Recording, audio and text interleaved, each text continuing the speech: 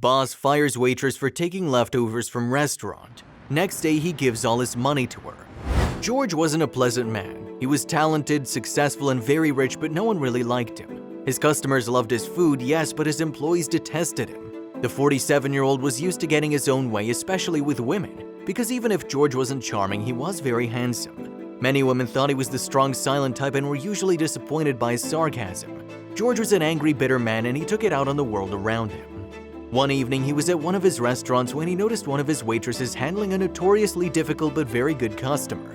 Even though the man was obnoxious, her smile never wavered. In fact, after a few minutes, he saw the man smile back and nod. She's obviously managed to turn him around. George noticed that the woman had a lovely smile. She wasn't young or particularly beautiful, but that smile made her glow. When she walked by, George stopped her and introduced himself.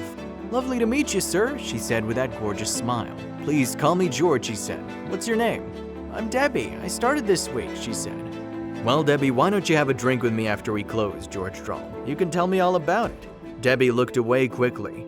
"I'm sorry, sir. I'm afraid I can't, but thank you for the invitation. I'm very flattered." George couldn't believe his ears. This middle-aged woman was turning him down? Him? Handsome, rich George? "There's a customer waiting on table 12, he said coldly. "Stop dawdling and get moving." George asked his night manager about Debbie, and the man sang her praises. "She's intelligent, quick, and efficient, and she can handle the customers like no one else. Since we're looking for an assistant manager, you might want to keep an eye on her. She's got potential." But George wasn't in the least interested in promoting Debbie. He wanted to get rid of her as quickly as possible. In Debbie's eyes, he saw the shadow of another man, a rejected man. He didn't want to remember that man or his past. He started watching her when he was in the restaurant and stopping by more often during her shift. Then one evening, he got exactly what he wanted, an excuse to fire her that the doting manager couldn't refute. He caught Debbie stealing. He walked into the kitchen and saw the waitress carefully tucking a Tupperware box into her shoulder bag. "Debbie," he called, "please come into my office." He saw with satisfaction that Debbie shuddered. Yes, he wanted her to be afraid. When she walked into his office, he was seated behind his desk. "Please open your bag," he said with an unpleasant smile. Debbie blushed vividly. George was delighted to see that there was no glow about her now. With trembling hands, she took 2 plastic boxes out of her bag and placed them on the desk. George opened the boxes. One contained some leftover steak and vegetables, the other a piece of chocolate cake. "You're fired," he crowed, "immediately." "Please," Debbie whispered, "please don't. This food was going into the dumpster." "It's my food," George said. "I do what I want with it, and I didn't want to give it to you, did I?" Debbie looked every bit as devastated as George would have wanted, but he started to feel uneasy. He wasn't enjoying this as much as he had imagined. "Please," Debbie said again, "you don't understand." "Oh, tell me a sob story," George sneered. "Your dear mother is dying." "My son," Debbie said softly, and George's heart nearly stopped. "My son has leukemia and he needs treatments I can't afford. I've been saving on food by taking the leftovers home."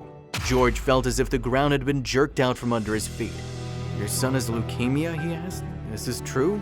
Debbie took a photo out of her bag.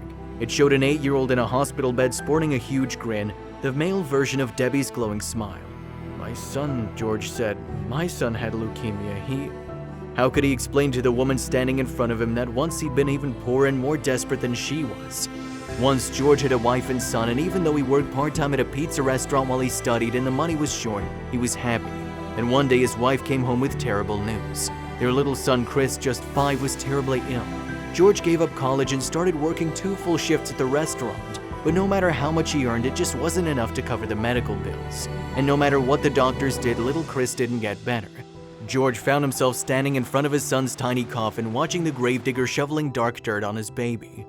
"Loser!" his wife screamed. "My baby's dead and it's your fault!" Those words pierced George to the heart.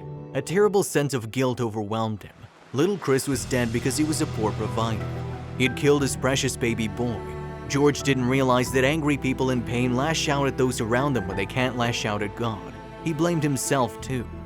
Now, with Debbie standing bravely in front of him, he remembered the man who'd been little Chris's dad, a kinder man by far.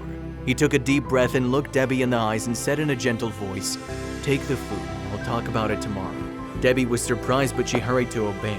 She needed the job desperately, not just for the money, but for the insurance too. The next day, before clocking in for her shift, Debbie went to the hospital to pay some of her bills. "Fully paid," the woman said. "You can have the receipt." Debbie couldn't believe it. She'd owed tens of thousands of dollars on her son's latest treatments. She hurried to work and was called to the boss's office. George was there sitting with the manager. "Debbie," he said, "we've decided to promote you. You'll be an assistant manager from now on with a considerable raise and added benefits." Debbie looked into George's eyes and saw the compassion there, saw a man she could care about. "You paid for the bills," she said. "It was you, but it was so much money." "I can make more money," George said dismissively, "but your son is precious. Cherish him, Debbie. He's your own personal miracle." His reward was one of her radiant smiles, and he felt special for the first time in a long, long while. He felt like little Chris's dad again.